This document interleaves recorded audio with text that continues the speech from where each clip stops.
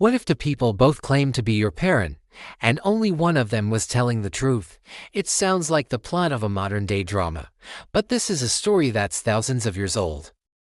Today, we are diving deep into one of the most powerful displays of wisdom ever recorded, the judgment of King Solomon. Imagine ancient Israel.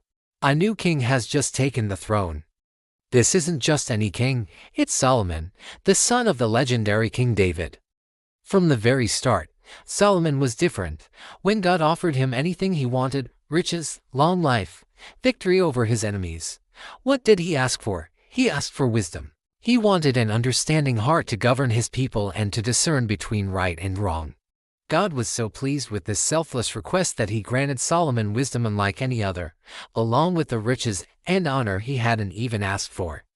It wasn't long before this divine gift was put to the ultimate test. A case came before him that seemed impossible to solve. Two women, both mothers, appeared in his court, their faces etched with grief and desperation. They lived together in the same house, and within a few days of each other, they had both given birth to sons, but tragedy struck in the dead of night. One of the women had accidentally rolled over onto her baby while sleeping, and the infant had died.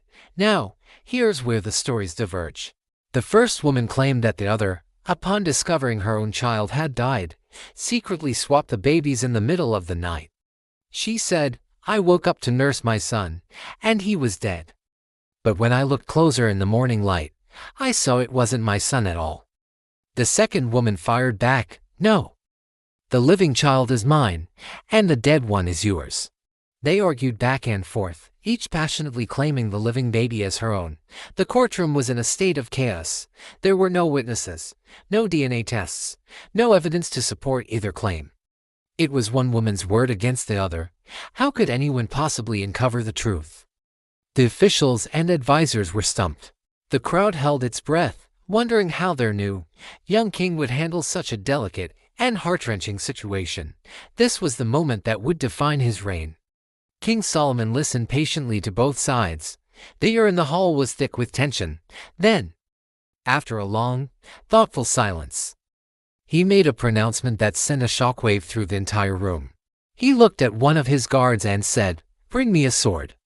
"A sword? What for?" The crowd murmured in confusion and fear. The guard returned, holding a gleaming blade.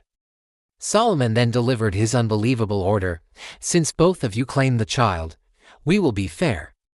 Divide the living child in two, and give one half to the first woman, and the other half to the second." You could have heard a pin drop. People gasped in horror. Was the king insane? Was he a monster? To even suggest such a barbaric solution seemed unthinkable. The two women reacted instantly. But their reactions couldn't have been more different.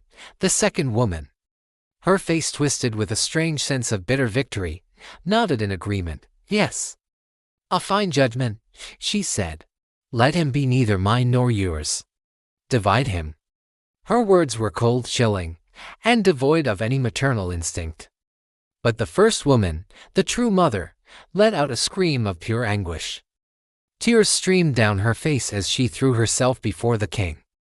"Oh, my lord, please," she begged. "Don't kill him. Give the living child to her. Just let him live."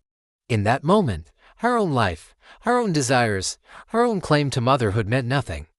All that mattered was the survival of the child she loved more than herself. And in that instant, Solomon knew.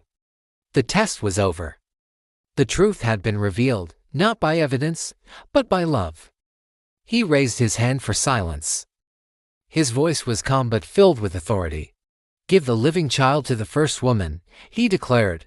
"Do not harm him, for she is his mother." The king's wisdom wasn't about being clever or finding a legal loophole. It was a profound insight into the human heart.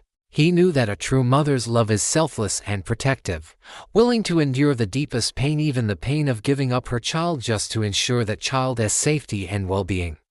The other woman's response, driven by jealousy and spite, exposed her lie.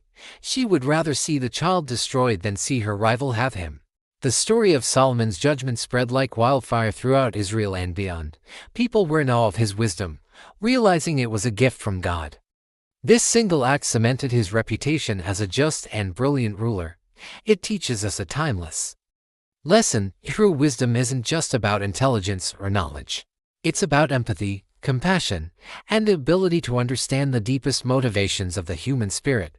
Real love protects, and true wisdom discerns that love. So, what can we take from this ancient story today? It reminds us that in our own complex lives, the best solutions often come not from cold logic, but from a place of compassion and understanding. If this story moved you, please hit that like button and subscribe for more deep dives into the stories that have shaped our world. Thanks for watching.